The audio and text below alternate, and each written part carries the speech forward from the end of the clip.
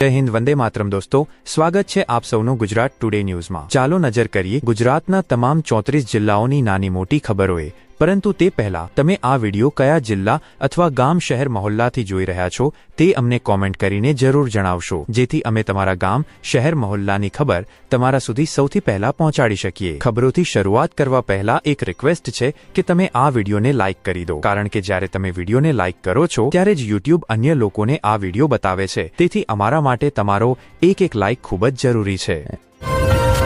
સાણંદમાં એક ટ્રક જેમાં મોટી માત્રામાં દારૂની બોટલો હતી અનિયંત્રિત થઈને પલટી ગયો। બોટલો રસ્તા પર ફેલાતા વિસ્તારમાં હડકંપ મચી ગયો અને ટ્રાફિક પ્રભાવિત થયો। સ્થાનિક પ્રશાસન અને પોલીસે સ્થિતિને નિયંત્રણમાં લીધી। ઘટનામાં કોઈ મોટા ઘાયલની માહિતી હાલ સુધી મળી નથી। આ ઘટના ગુજરાતની દારૂ નીતિને લઈને પણ ચર્ચાનો વિષય બની છે।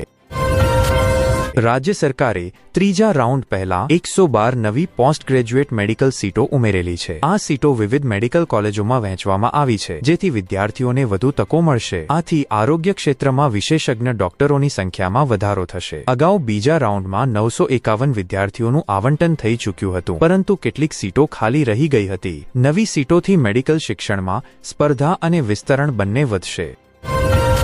ગુજરાત સરકારે રાજ્યની શિક્ષણ યોજનાઓ હેઠળ 370 કરોડ રૂપિયાનું વિદ્યાર્થી વૃત્તિ રકમ વિદ્યાર્થી ખાતાઓમાં ટ્રાન્સફર કરી છે। તેમાં 13 લાખથી વધુ વિદ્યાર્થીઓને લાભ મળ્યો છે, જેમાં દીકરીઓ અને વિજ્ઞાન વિદ્યાર્થીઓને વિશેષ પ્રોત્સાહન પણ આપવામાં આવી રહ્યું છે। યોજનાનો હેતુ શિક્ષણમાં ભાગીદારી વધારવો અને મેરિટ આધારિત અભ્યાસને પ્રોત્સાહન આપવાનો છે। આ સહાય રાજ્યના પ્રાથમિકથી લઈને ઉચ્ચ શિક્ષણ સુધીના વિદ્યાર્થીઓને ઉપલબ્ધ કરાવવામાં આવી રહી છે। મુખ્યમંત્રીના નેતૃત્વ હેઠળ આ કાર્યક્રમ શિક્ષણ ક્ષેત્રમાં સમાવેશને પ્રોત્સાહન આપી રહ્યો છે। ગુજરાત સરકારે પોતાની ડ્રાય સ્ટેટ નીતિ વચ્ચે ગિફ્ટ સિટી ખાતે દારૂ સંબંધિત નિયમોમાં ફેરફાર કર્યો છે। હવે બહારના નાગરિકો અને વિદેશીઓ પરમિટ વગર માત્ર ફોટો ઓળખપત્ર બતાવીને દારૂ મેળવી શકશે। આ પગલું ગિફ્ટ સિટીને વૈશ્વિક વ્યાવસાયિક કેન્દ્ર તરીકે આગળ વધારવાના ઉદ્દેશ્યથી લેવામાં આવ્યું છે। સ્થાનિક વસ્તી પર આ નિયમ હાલ લાગુ નહીં થાય। અમદાવાદના વટવા વિસ્તારમાં ક્રાઇમ બ્રાન્ચ ટીમે ગેરકાયદેસર દારૂની ખેપ સાથે વાહન, મોબાઈલ અને રોકડ રકમ જપ્ત કરી છે। અંદાજે 15 લાખ રૂપિયાનું દારૂ જપ્ત કરવામાં આવ્યું છે, જેમાં 96 કાર્ટન બોટલો સામેલ છે। 3 લોકોની ધરપકડ કરવામાં આવી છે અને એક આરોપી ફરાર હોવાનું જણાવાયું છે। આ કાર્યવાહી ન્યૂ યર અવસરે ગેરકાયદેસર દારૂ તસ્કરી રોકવાના પ્રયાસ રૂપે કરવામાં આવી છે। પોલીસે આ મામલે સંબંધિત કલમો હેઠળ FIR નોંધાવી છે। હવામાન વિભાગ અનુસાર આવતા 3 દિવસમાં ન્યૂનતમ તાપમાનમાં ધીમે ધીમે 2 થી 3 ડિગ્રી સેલ્સિયસનો ઘટાડો થશે। ત્યારબાદ સમગ્ર વિસ્તારમાં તાપમાનમાં કોઈ મોટો ફેરફાર થવાની શક્યતા નથી। સૌથી ઓછું ન્યૂનતમ તાપમાન નાળિયા અને અમરેલીમાં નોંધાયું છે। બંને શહેરોમાં ન્યૂનતમ તાપમાન 12 ડિગ્રી સેલ્સિયસ રહ્યું। નાળિયામાં અગાઉ ન્યૂનતમ તાપમાન 14.6 ડિગ્રી સેલ્સિયસ નોંધાયું હતું, જે રાત્રે 2.6 ડિગ્રી સેલ્સિયસ ઘટીને 12 ડિગ્રી સેલ્સિયસ થઈ ગયું। ભારત અને ન્યૂઝીલેન્ડ વચ્ચે એક દિવસીય આંતરરાષ્ટ્રીય મેચ 11 જાન્યુઆરી 2026ના રોજ વડોદરા શહેરના કોટંબી આંતરરાષ્ટ્રીય સ્ટેડિયમમાં રમાવાની છે। આ મેચના ટિકિટ બુક કરવા માટે એક ખોટી વેબસાઇટ લિંક વાયરલ થઈ ગઈ છે, જેના પગલે બરોડા ક્રિકેટ એસોસિએશને ક્રિકેટ ચાહકોને અપીલ કરી છે કે તેઓ આવી ખોટી લિંક્સ અને વેબસાઇટ્સ પરથી ટિકિટ બુક ન કરે। અમદાવાદનો સૌથી વ્યસ્ત સુભાષ બ્રિજ આખરે તોડી પાડવામાં આવશે। શહેરના પૂર્વ અને પશ્ચિમ ભાગોને જોડતો સુભાષ બ્રિજ વિવિધ નિષ્ણાતો દ્વારા તપાસવામાં આવ્યો હતો, જેમાં જાણવા મળ્યું છે કે સલાહકાર એજન્સીઓએ બ્રિજ તોડી પાડવાની ભલામણ કરી છે। બ્રિજની 50 વર્ષથી વધુ ઉંમર, જૂની તકનીક અને વધતા ટ્રાફિક ભારને ધ્યાનમાં રાખીને તેને તોડી પાડવું શ્રેષ્ઠ વિકલ્પ હોવાનું જણાવાયું છે।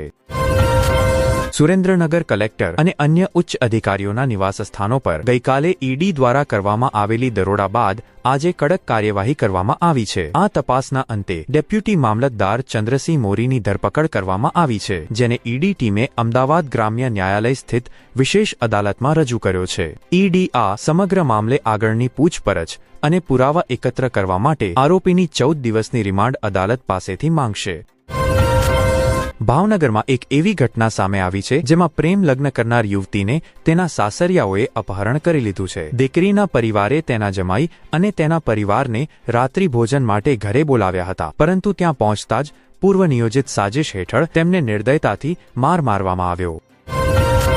ગાંધીનગર જિલ્લાના માસા તાલુકામાં એક પરિવાર ભયાનક અકસ્માતનો ભોગ બન્યો છે. આ અકસ્માતમાં પત્નીનું મોત થયું છે, જ્યારે પતિ અને 10 વર્ષીય દીકરી બચી ગયા છે. અકસ્માત બાદ કાર ચાલક ફરાર થઈ ગયો હતો, પરંતુ તેની કારનો તૂટેલો બમ્પર અને નંબર પ્લેટ ઘટના સ્થળે મળી આવ્યા હતા. તેથી કાલોલ તાલુકા પોલીસે મામલો નોંધાવી આગળની તપાસ શરૂ કરી છે.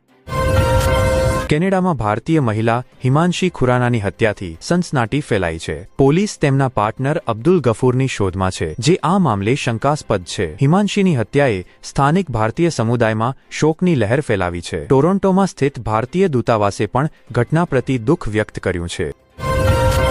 કેરળમાં બિયર બોટલોથી ક્રિસમસ ટ્રી બનાવવાના મુદ્દે વિવાદ થયો છે. ત્રિશુરના ગુરુવાયુર નગરપાલિકા દ્વારા એકેજી મેમોરિયલ પાસે સ્થાપિત કરાયેલા આ ટ્રીનો કોંગ્રેસના નેતૃત્વવાળી UDF વિરોધ કરી રહી છે. તેમનું કહેવું છે કે આથી સમાજમાં ખોટો સંદેશ જશે. નગરપાલિકાનું કહેવું છે કે તેનો હેતુ રિસાયકલિંગને પ્રોત્સાહન આપવાનો છે, દારૂના સેવનને નહીં. આંધ્રપ્રદેશમાં YSR કોંગ્રેસ પાર્ટીના કાર્યકર્તાએ એક ગર્ભવતી મહિલાને લાત મારી હતી, કારણ કે તેણીએ તેને ભીડથી દૂર ફટાકડા ફોડવા કહ્યું હતું. પોલીસે મુખ્ય આરોપી અજય દેવાને ધરપકડ કરી છે અને બીજા આરોપી અંજીનપ્પાની શોધ ચાલુ છે.